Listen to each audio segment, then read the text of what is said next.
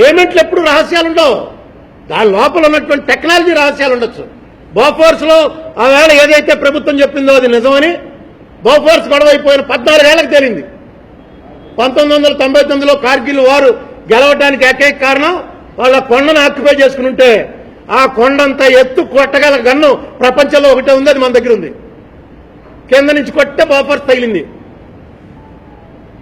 అవసరం వచ్చినప్పుడు వాడడానికి రాఫెల్ ఉంది కదా అని రోజు వాడరు. మన దగ్గర ఉంది అనేటప్పటికీ అవతలాడు కొంచెం జాగ్రత్త పడతాడు. ఇప్పుడు అణుబాంబు మా దగ్గర ఉంది అంటే అర్థం ఏంటంటే మేము కూడా ఇప్పుడు అనగానే జాగ్రత్త పడతాడు. మాకు గన్మెన్లు ఇచ్చేవారు, గన్మెన్లకి నిజంగా గన్ పేల్చడం వచ్చో రాదో కూడా మాకు తెలియదు. కానీ గన్మెన్ ఉన్నాడు అనేటప్పటికీ మన మీద అటాక్ చేసేవాడు భయపడతాడు. నిన్న 2 ఎమ్మెల్యేలను చంపేశారు, గన్మెన్లు సైడ్ అయిపోయారు. గన్మెన్లు అక్కడ ఏం చేయాలి? ఎవడన్నా అదే చేస్తాడు. అవతల వాడేమో ప్రాణాలకు తెగించి వచ్చాడు, ఇక్కడేమో ప్రాణం కోసం ఉద్యోగం చేసేవాడు.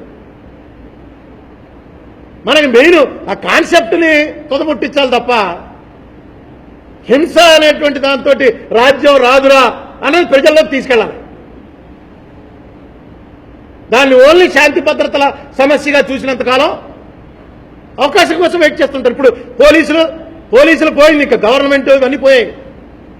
పోలీసులు 2-4 సస్పెండ్ చేస్తారు, పోలీసులను బట్టి కొట్టారు, స్టేషన్ తగలబెట్టేశారు. ఇక రేపు రివెంజ్ ఇంకొక 2 చంపకపోతే మనం వీక్ అయిపోతాం. వీళ్ళు రివెంజ్ తీసుకుంటారు, వాళ్ళు 4 పెడతారు. సిస్టంలో మార్పు అనేది మనం ప్రశ్నించడం ప్రారంభించకపోతే రాదు. మనం అంటే పబ్లిక్, లేకపోతే అంత సమావేశ కమిషన్ లాగే ఉంటుంది. దీన్ని ఎవడో ఏం చేయలేడు. సమావేశ కమిషన్ ఇచ్చిన తీర్పు అల్టిమేట్గా వాళ్ళు ఇచ్చిన రిపోర్ట్ ఏంటంటే ముహూర్తాలు ఫాలో అయితే ఇలాగే చచ్చిపోతారు. అదొక రకంగా చంద్రబాబు నాయుడు గారిని వార్నింగ్ చేసినట్టు ఆయనే ముహూర్తానికి వచ్చాడు. కరెక్ట్గా ఆ రోజున అక్కడ ఉన్న వాళ్ళలో ముహూర్తానికి స్నానం చేసింది చంద్రబాబు నాయుడు. ఆయన ఎవిడెన్స్ కూడా ఆయన పరిగణలో తీసుకోవాలా. ఆయనే చెప్పాడు, నేను బస్సులో ఎక్కగానే తెలిసింది నాకు స్టాంపీడ్ జరిగిందని, నేను వెంటనే కంట్రోల్ రూమ్కి వెళ్ళిపోయి నేనే ఆపి కంట్రోల్ చేశాను అని ఆయన టీవీలన్నింటిలో చూసాం. కమిషన్ మాత్రం ఆయన వెళ్ళిపోయాక జరిగింది అని రాశారు. అలాగే జరిగిన వెంటనే ఇక్కడ ఉన్నటువంటి కలెక్టర్ ఓ రిపోర్ట్ పంపించాడు.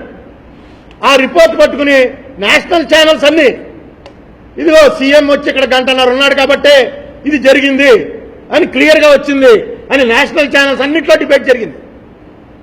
అది నేను పట్టుకెళ్ళి సమాజ కమిషనర్ గారికి ఇచ్చాను.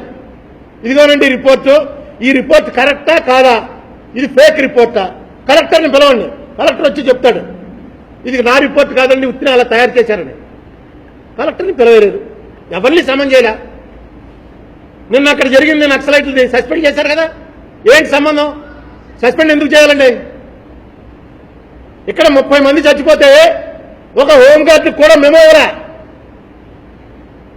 ఇన్ని వేల కోట్లు ఖర్చు పెట్టి పుష్కరాల్లో ప్రభుత్వం చేసేది ఏంటి? స్టాంపీడ్ జరగకుండా ఉండటానికే ఈ బ్యారికేడ్లు ఇవన్నీ.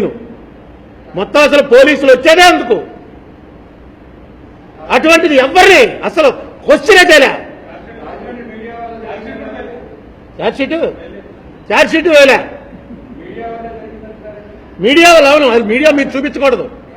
వాళ్ళు మాట్లాడిన రాజమండ్రి మీడియా కాదు, ఆ రోజునే స్టార్ట్ అయింది. ఇందులో ప్రథమ ముద్ద ఎవరంటే చంద్రబాబు నాయుడు అండి, ముహూర్తం పాటించినందుకు. ఎందుకంటే ముహూర్తం వల్లే ముహూర్తం మూఢనమ్మకం అని చెప్పాడు కదా, ఫస్ట్ పాయింట్ ఆయన. నెక్స్ట్ చాగంటి కోటేశ్వరరావు, ఆయన ముహూర్త బలం అంటే ఏంటో ఆయన చెప్పాడు.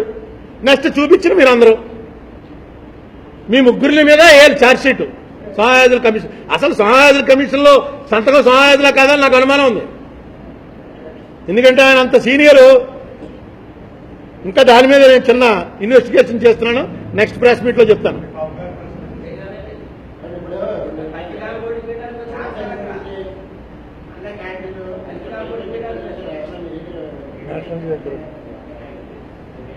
నేషనల్ జియోగ్రఫీ ఛానల్ దాని ప్రసక్తే లేదు. అందరూ అక్కడ ఎందుకున్నారు? కోట్లింగాల నుంచి మిగతా అన్ని రేవులు ఖాళీ.